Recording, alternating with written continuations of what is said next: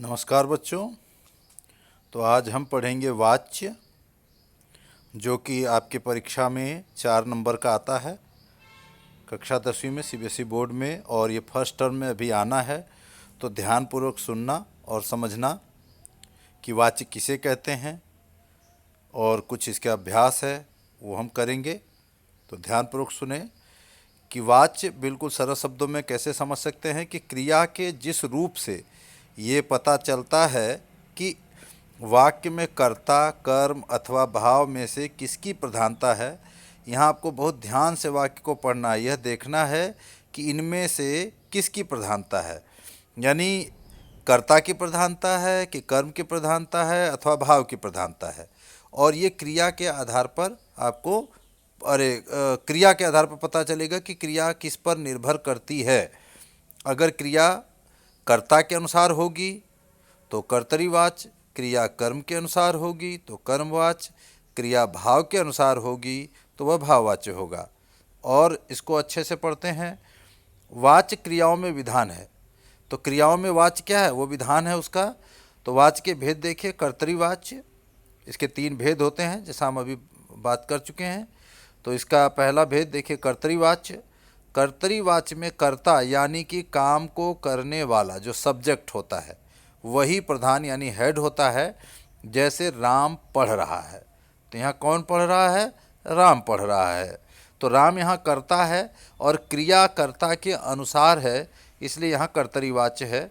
या सिपाही घूम रहा है, मैंने गाना गाया, रेखा ने कहानी पढ़ी, पिता ने पुत्र को पढ़ाया आदि।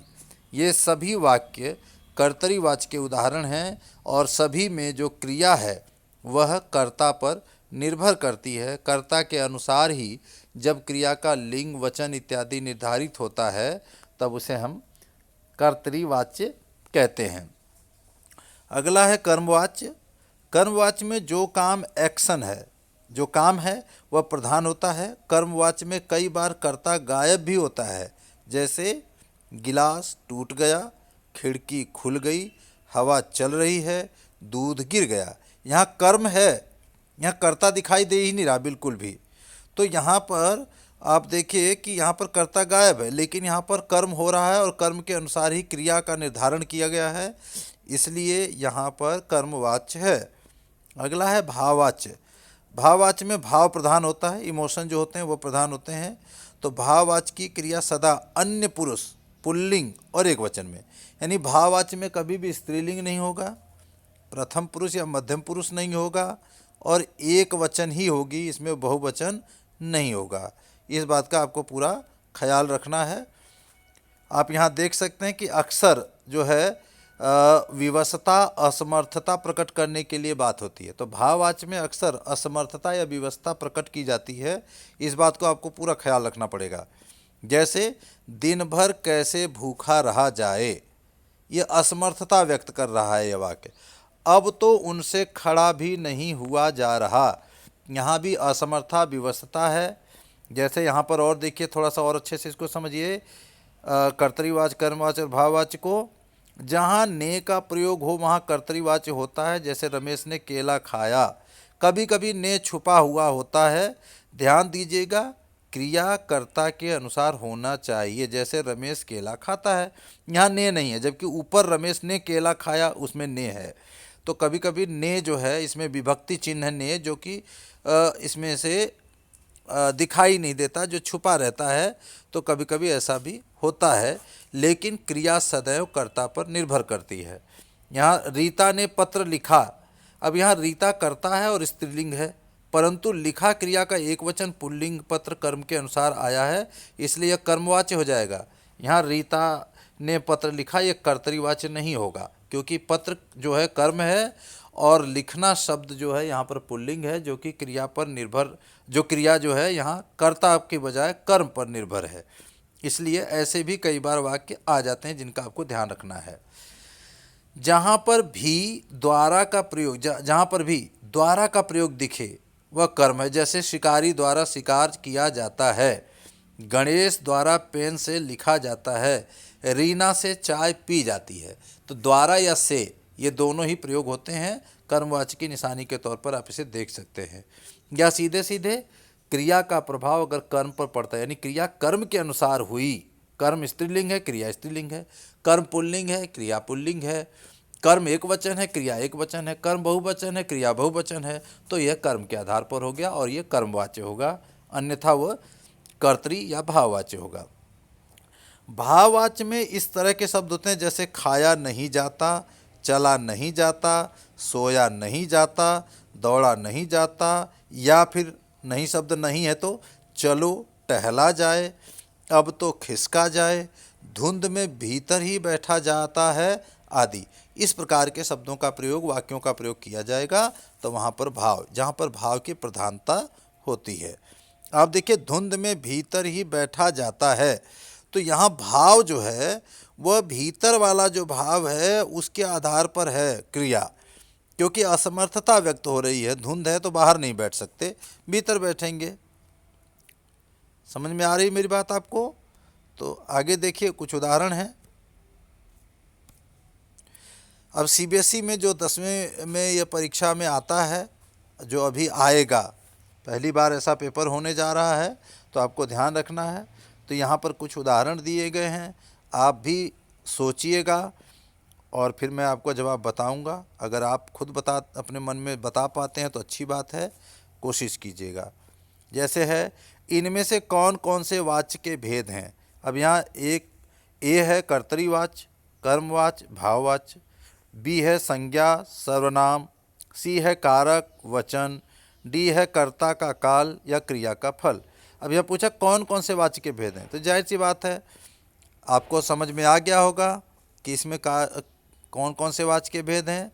तो ए सही है, कर्तरीवाच्य, कर्मवाच्य और भाववाच्य। दूसरा प्रश्न है, वाच्य क्या कहलाते हैं। शुरू में ही हमने पढ़ा था इसको, शुरू में ही हमने आपको बताया था।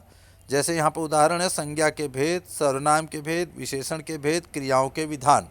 तो शुरू में ही आपको यह चीज़ देखने को, मैं फिर से आपको दिखा दूं, आप यहाँ देख सकते हैं ऊपर ही लिखा वाच्य क्रियाओं के विधान हैं। तो समझ में आ गया होगा आपको, इसका उत्तर है डी, क्रियाओं के विधान। अगला है, कर्तरीवाच्य किसे कहते हैं।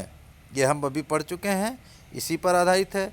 जहाँ क्रिया का प्रयोग वाक्य में कर्ता के लिंग व वचन के अनुसार किया जाता है। जिन क्रियाओं में भाव प्रधान है, या सी जिन क्रियाओं में शब्द प्रधान है, या डी जहाँ क्रिया का प्रयोग वाक्य में कर्म के लिंग वचन के अनुसार किया जाता है।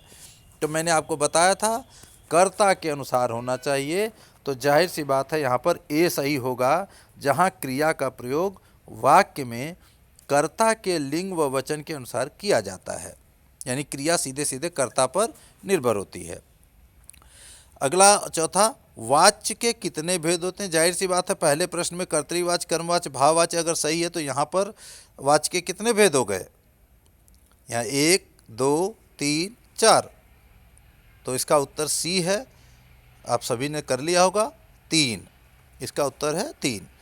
पांचवा है, जब क्रिया का प्रयोग कर्ता के लिंग वचन और कारक के अनुसार होता है तब कौन सा वाच्य होता है। साफ साफ ध्यान से पढ़िए, समझिए।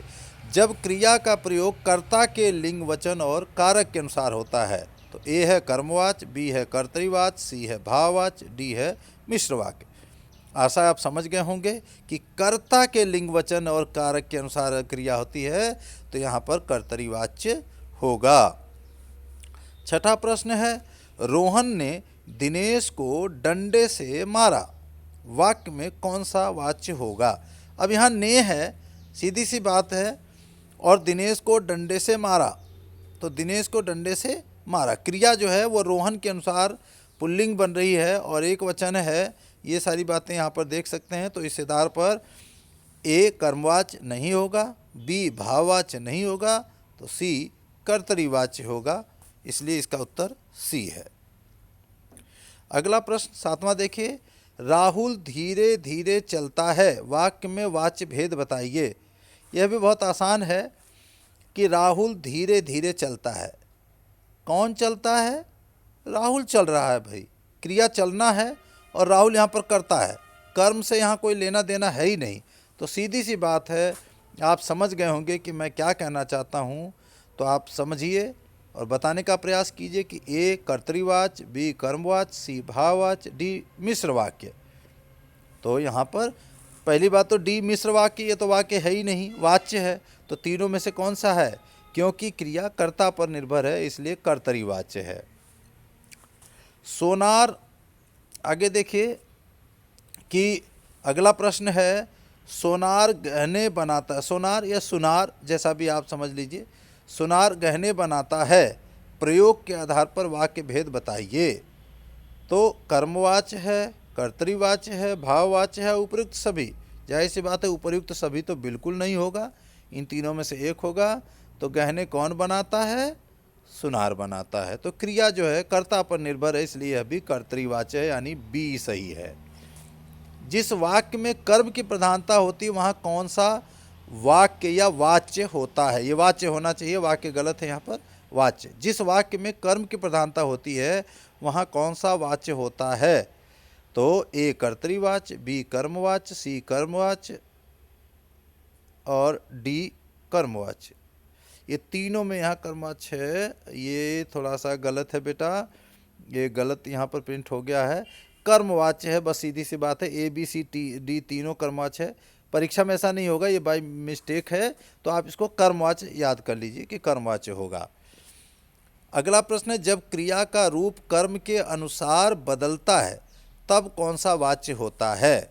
जब क्रिया का रूप कर्म के अनुसार बदलता है तो ए कर्तरीवाच्य, बी भाववाच्य, सी कर्मवाच्य, डी मिश्रवाच्य। सोचिए, आशा है आपने सोच लिया होगा। और इसका जवाब, क्योंकि कर्म की बात कर रहा है तो जाहिर सी बात है यहाँ पर कर्मवाच्य ही होगा। जब क्रिया का रूप कर्म के अनुसार होगा तो कर्मवाच्य होगा, इसलिए इसका उत्तर सी। 11वां, कर्मवाच्य की पहचान किस शब्द से होती है? अब देखिए ध्यान से, कर्मवाच्य की पहचान के लिए, या बी को, या सी ने, या डी द्वारा। जाहिर सी बात है, हमने शुरू में पढ़ा था कि से या द्वारा, तो यहाँ पर द्वारा दिया गया है, इसलिए डी द्वारा सही है। 12वां प्रश्न है, शिकारी द्वारा शिकार किया जाता है, प्रयोग के आधार पर वाक्य भेद बताइए। मुझे लगता है आप समझ गए होंगे इसका उत्तर, क्योंकि हमने 11वें का उत्तर अभी देखा है। तो यहाँ कौन सा बनेगा? ए कर्तरीवाच्य, सोचिए और जल्दी से बताइए। बी भाववाच्य, सी कर्मवाच्य, डी मिश्रवाच्य। बताइए, शाबाश।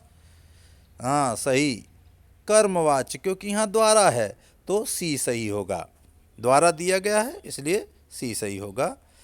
अगला प्रश्न है 13वां, राकेश द्वारा पत्र लिखा जाता है, वाच्य के भेद बताइए। जाहिर सी बात है, ये भी आप समझ गए होंगे। ए कर्मवाच्य, बी भाववाच्य, सी कर्तरीवाच्य, डी उपयुक्त सभी।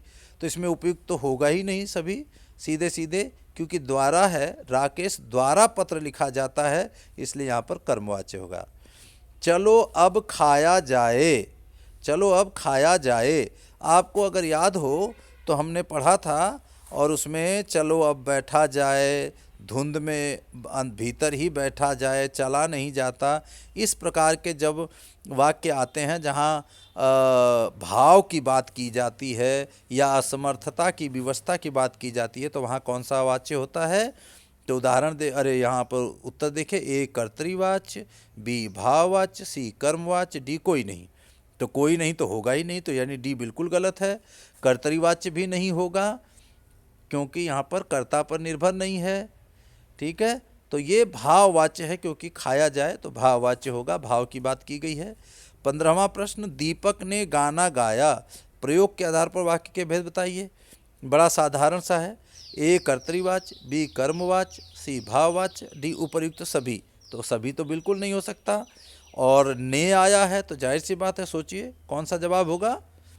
कर्तरीवाच्य, शाबाश।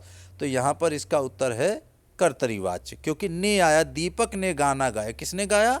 दीपक ने गाया, तो इसलिए यहाँ पर कर्तरीवाच्य है, क्योंकि क्रिया जो है कर्ता के अनुसार है, ना कि कर्म के अनुसार। अगला प्रश्न है कि राहुल ने कपड़े बांटे, वाक्य को कर्मवाच्य में बदलिए। अब ये भी देखिए बहुत अच्छा सा प्रश्न है, राहुल ने कपड़े बांटे, इसको कर्मवाच्य में बदलना। अब ने हटाना है, और इसमें क्या लगेगा? देखिए उत्तर क्या दिया, ए राहुल कपड़े बांटवाता है, राहुल द्वारा कपड़े बंटवाया गया, राहुल कपड़े बांटने गया, उपयुक्त से कोई नहीं।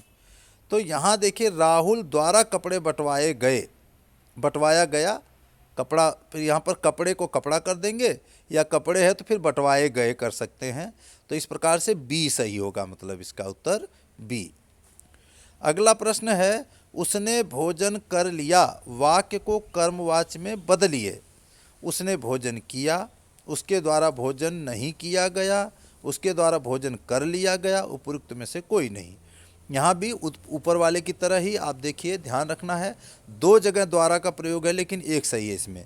उसने भोजन किया गलत है, और उपयुक्त कोई नहीं ये भी गलत है, बचे दो।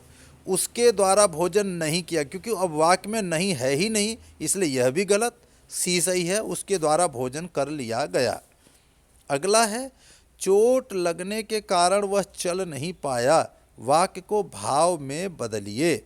अब देखिए, चोट लगने के कारण उसे चल नहीं पाया, चोट लगने के कारण उसे चला नहीं जा सका, चोट लगी थी इसलिए चल नहीं पाया, चोट लगने की अवस्था में वो चल। अब देखिए बड़ा आसान सा तरीका, एक तो भाव में बदलना, इसको भाववाच्य में, तो ध्यान रखना है आपको कि उसमें असमर्थता आनी चाहिए वाक्य में, ठीक है, विवशता आनी चाहिए।